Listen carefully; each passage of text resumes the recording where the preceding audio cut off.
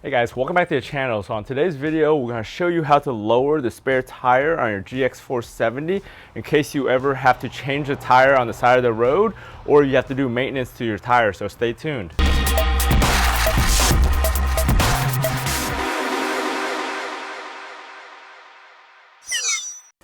So if you look underneath the car, your tire is actually mounted and suspended right up to there, and you can't really get it down from underneath. So they have special tools that the car comes with already and a little special slot to allow you to lower this thing down so you can use it or maintain the tire. If you look at the back of your door over here, if you open this slot right here, they give you all your tools that you need to do a tire change or fix your tires.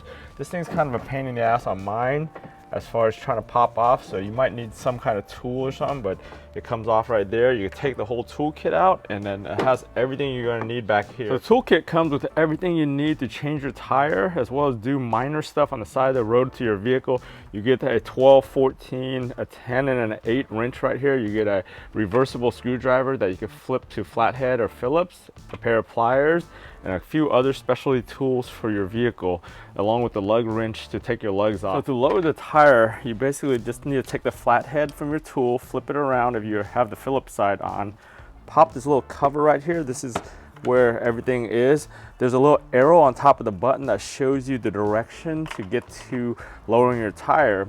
You're gonna need the 2 extensions on here. So you're gonna need this one and you're gonna need this guy. One of them has a set screw on it, so you could actually screw it down tight. So you just unscrew that, put that thing through, and then set the screw so it doesn't come loose. And then after that, you could just stick it into there at an angle, find the spot, and then your other tool that you're gonna need is this handle right here that also has a set screw, and it goes in this side so you could turn it. The first thing you're gonna do is you're gonna look down that hole and try to find where the point goes. So you just look at that arrow, kind of feel your way through. It might take a second to find it.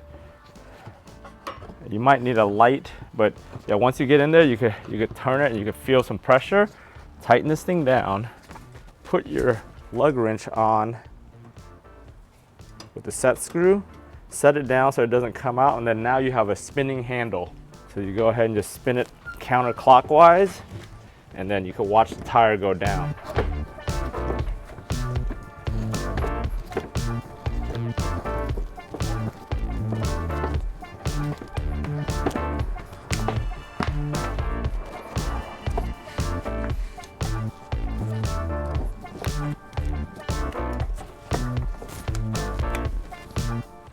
All right, once you don't feel any pressure anymore, go ahead, take this bar out. You don't need that anymore.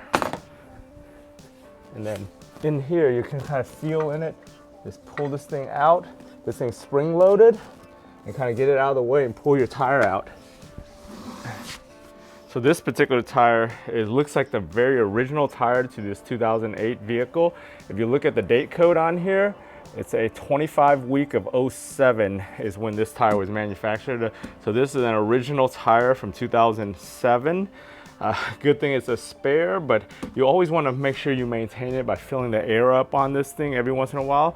So that way you don't get stuck on the side of the road with no air in your spare tire.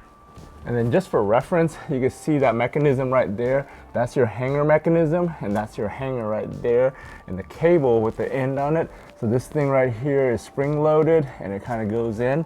My tire was found with the face going upwards, but I think from the factory it comes the reverse way. You could put it either way depending on which way you want to maintain your actual tire, because if you want to fill it with air every once in a while and not lower this thing, you want to have it face down. The only problem with having it face down is this thing will be exposed to all the dirt and debris, but you can see after years of it being on the top side, it still gets the same dirt and debris buildup. It just doesn't get hit with any rocks or anything when you face it upward, but if you do it downwards, you might get some rock chips or other debris on it while you're driving. So I want to thank you guys for joining me on this quick video on how to lower that tire on your GX470. This is probably the same process for the 460 and a few of the other vehicles that have this tire on the Lexus vehicles.